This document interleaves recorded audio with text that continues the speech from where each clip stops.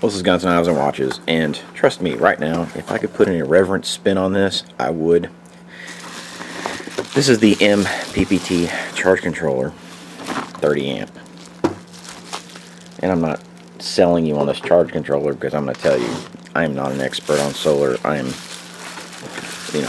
haven't studied electricity a whole lot since electrical engineering classes back in the day.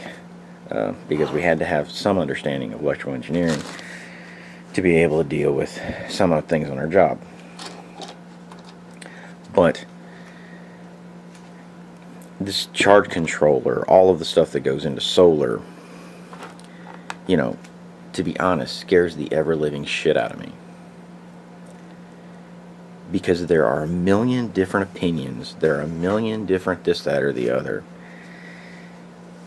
Most of the stuff on the internet is bullshit. You have people throwing money at problems that's just usually never the correct solution. So where I'm basically at right now is I'm at a standstill. I'm not going to do anything. But here's some of the things that I've learned. In solar, you've got to go big or go home. A 100-watt panel, generally, unless you know that it's a 100-watt panel, only puts out 80 watts. Now they can sit there and say that's inefficiency in manufacturing, chemistry, the atmosphere, whatever. In reality, what it is, people putting 100 amp sticker on 100 watt sticker on something and it not being 100 watts. It's only an 80 watt panel, and they're selling it to you as though it's a 100 watt panel because of misleading information.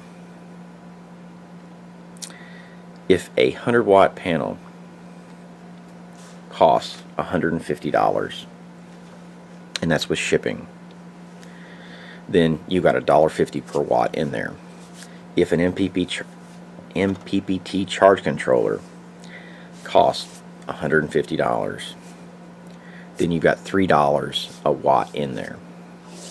Then you have to put a battery on it, and let's say your battery, you go on the cheap and you spend $150 on that, so we've got $4.50 in that. Add another 50 cents per watt for your electrical connections, this, there, or the other. So we got $5 a watt, or $500 in a 100 watt solar system, and that is before we're able to take that 12 volts and make it into 110.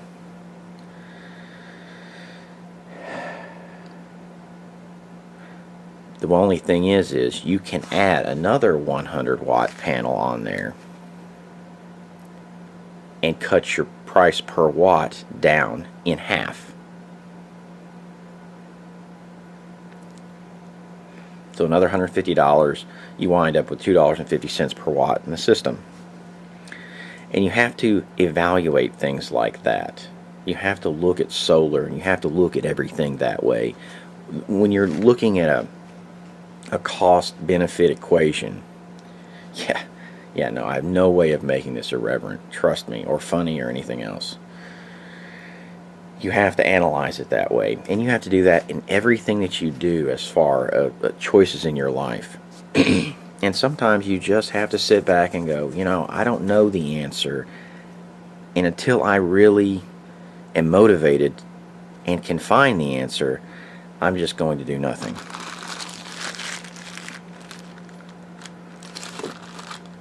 And that's okay too. Running into a situation blindly is almost never the correct choice. The reason I chose this charge controller, though, is because it is rated at 30 amps. So I have the ability to scale up, which will reduce my cost per watt. If I was to do it again, what I would probably do is go with a 40 amp charge controller. That way I have the ability to put 4 panels on it, and I can go either 12 watt or 24. What's the advantage of 24 watts over 12? Well, 12 for me is going to be perfect for my application, and I'm probably only ever going to put 2 solar panels on it. So the 30 amps great for me. That gives me some cushion as far as amperage goes. But the advantage of 24 over 12 are the amount or the size of the wire coming from your solar to your charge controller. You can use a smaller gauge wire because, as you know, V equals IR, this, that, or the other. You know, you can go through all the damn equations and all this bullshit. As your voltage goes up, your amperage goes down. So you don't have to, you're not going to lose so much power. You're not going to lose as much power if you go to a smaller gauge wire. Smaller gauge wires, with the cost of copper right now, is you know, it's a hell of a savings. But my solar panel is going to be right next to my charge controller, just on the other side. You know, it's going to run, you know, I'm going to have 10 foot of cord, you go, or maybe 5, something like that.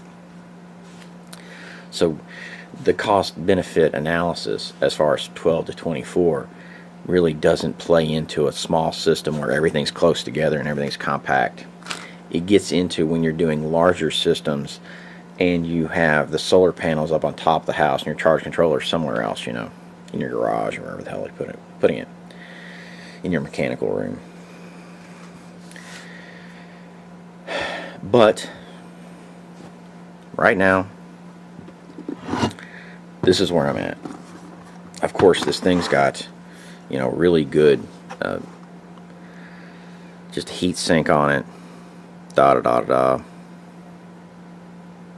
this thing is rated for 12 or 24 volts, and it's of course 30 amps maximum PV input power. 290 watts. Now that would be the maximum, or 780 watts if it's 24 volt. See, there's a major difference between the two. So anyway, if you want to go with a 24 volt system, this charge controller could handle, you know, a few panels. But honestly, I want to go with a 12 volt system just because it's just the cost of a lot of different things, and this, there, the other. So, and I'm not running things very far. Everything's going to be right there. Batteries are a whole other issue. I mean, this is where I'm stuck.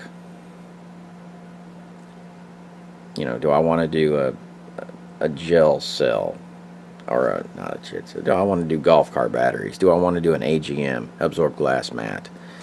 Because absorbed glass mat's a lot safer. There's no off gassing, there's no nothing. Even though I'm putting this in a ventilated chicken coop, I still have the health of my chickens and the health of this, there, or the other. I know there are vents up. There's a couple vents on the ceiling that are constantly open. There's no way to shut them up because chickens really can deal with a lot of extreme temperature. What they really can't deal with are super high temperatures. Hot, you know, it gets too hot because their body core temperature is high anyway. That's why you don't want to feed them a bunch of scratch, which is basically cracked corn, in the, you know, heat of the day in the summertime, because that raises their body temperature because there's so many calories and this, there, or the other. But low temperatures usually don't bother chickens as long as they're dry, and as long as, you know, there's good ventilation, and you keep the wind off of them, keep them out of drafts, keep them this, there, or the other. But you still have to have some type of ventilation because you build up humidity in there, and then they'll basically freeze in their own sweat. But you have to take all this stuff into consideration. Is it AGM for safety, which is more expensive, or you go with a golf cart battery and put 2 of them together because of ultra durability? And then, you know, there's the cost factors to all of this, and where do you buy them, and how do you do this, and this, and you know, connecting everything together, and just everything. How do I keep it safe around the chickens? You know, it's going to be in the same space as the chickens, and chickens throw up, there's a lot of different things. And this is where people get screwed up in prepping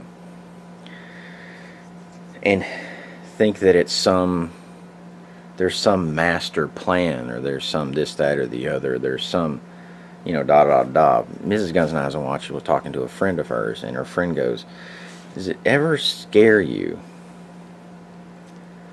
What what I do?" And for Mrs. Guns and Eyes on Watches, it not only doesn't scare her, but it gives her a sense of security. Because in any given situation, which is really, believe it or not, the only reason I prepare for anything, it's for her security, my kids' security, and the people around me security and safety. Makes her feel better. It makes her feel more secure, because we used to not be this way. We would go out, we would do things, this, that, or the other. Well, you go out and you do things enough, things happen, okay? Shit happens. And, most of the time we're not prepared for it in any way, shape, form, or fashion. So then it takes us hours to try and resolve the issue. Which, if we would have had just a few things, and money, if you just had a few things with you, it's easy to take care of. I'll give you a classic example. We were out in the car, didn't have any damn Benadryl. She had an allergic reaction because we had been up for close to 48 hours. Been wearing the same clothes. Something was on a piece of clothing that she had an allergic reaction to it because she had those clothes on for a long period of time. Normally, would that have happened? No. So then we are scurrying. We're in a very unfamiliar place. Don't know where to get anything. In the middle of nowhere, we have to go get meds. So we didn't have Benadryl. So then we started carrying Benadryl. So then we started carrying this, that, or the other. And one thing led to another, to the point to where I carry a backpack for everyone else's security now. In the car. And that thing has everything, you go on enough trips, and all of these things happen. When you live life, that's what forms your kit. What you need for you to survive. There's no master plan. There's no this, that, or the other. There's no right and there's no wrong. It's what do you do? What do you need? There is a tendency to overdo it. As far as, put everything, but the kitchen sink and, it's a catch-all thing. Boy, when you wind up and do that, things get too heavy. They get too big. They get unwieldy, which means you don't have them. It's like carrying a long slide Glock. Long slide Glocks are great. But are you going to carry that every day if you're not in uniform? Or if it's not part of your kit? There's a reason FBI agents carry a mid-size 40 caliber, okay? Instead of the full size. Because it's convenient, it's light. It's easy to tuck away, it's concealable, it's not as threatening. It doesn't, it doesn't print quite so bad. I really don't know why I'm making this damn video. But,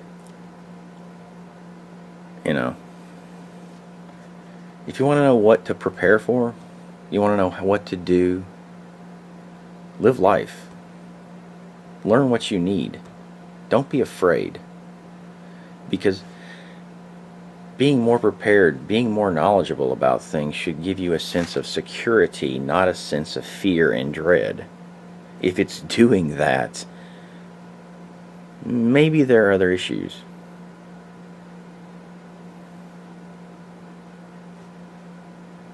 Ignorance is bliss, but no, it's really not.